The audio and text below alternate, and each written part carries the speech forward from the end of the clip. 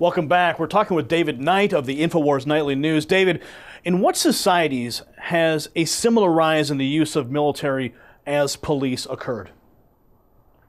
Well, in authoritarian societies, go back to Hitler's Nazis, that's kind of been the pattern for a lot of the gun control that we see. So saw it in Chicago, and this is, not Chicago, but China. This is what Alex was saying on Piers Morgan. Hitler took the gun, Mao took the gun, Stalin took the guns. We know where this leads. We know that it leads to democide. Every time this happens, they go out and they also, one of the first groups of people that they get are the journalists. They don't want this to be talked about. So they round up the journalists and they imprison them, they kill them. And we're seeing that now a little bit. As I pointed out before, we see Dianne Feinstein and Chuck Schumer going out and saying, well, we're going to determine who journalists are so we can give them permission to talk.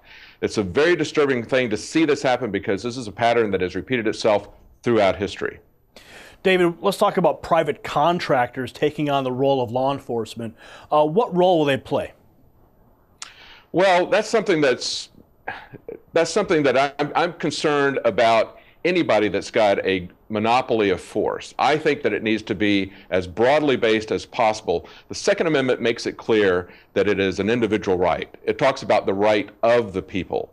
Now, also in the Constitution earlier, in Article 1, Section 8, it had talked about how they did not want a standing army. They wanted a citizen militia, something like we see really in Switzerland.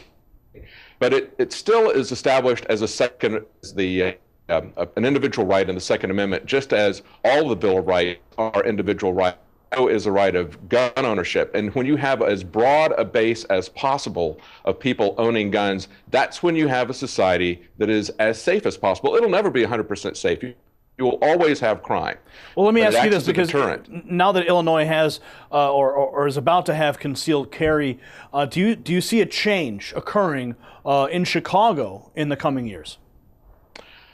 Well, it depends. It depends. Like we mentioned earlier, they currently don't have stand your ground or castle doctrine laws. And that's something that's really going to intimidate gun owners who are using their guns to defend themselves. Even in the case of the 80-year-old that we talked about earlier that just shot the person in the leg, they arrested him for the unlawful use of a gun. So that's something that's very troubling. You're also seeing a lot of legislation around the edges where they're legislating as to where people with concealed carry can go. So they're going to be trying to entrap gun owners. So there's a lot of work that gun rights people still need to do in Illinois because it's always around the edges that they work. And this was something that McChrystal said back in January. He said, we're always talking about doing these things around the edges. We need to do something far more pervasive. So what he was doing was admitting that they were infringing on the Second Amendment and really calling for gun confiscation on a much larger level.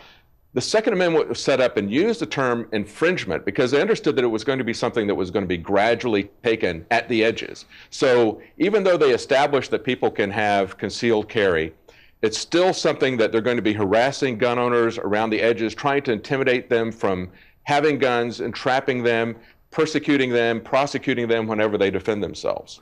David, we're coming to the close here of the interview. I want you to give us a solution, something that the American people can hang their hat on to help stop the rise of a military police force in the United States. What could that be? Well, I think the biggest fundamental thing is, as I mentioned before, the people on both the left and the right need to stop looking to government to solve all of their problems. People on the right need to understand that the root cause of all this gun violence is not guns, but it's drug prohibition. And they need to stop looking to government to protect them from drugs. The people on the left need to understand that this is not a left-right paradigm thing. They need to understand that government is not going to protect them, that the same people who are calling for gun control are calling for the control of the press. So this is an authoritarian versus libertarian thing. They both need to stop looking to government to protect them. They need to be not scared and frightened by these fearmongers into giving up their liberty because they'll just become slaves. They won't get any more security. David, thanks for joining us on this edition of WHGT World News.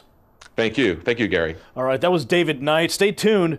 We've got more news ahead. We've also got a full report on the weather. We'll be right back.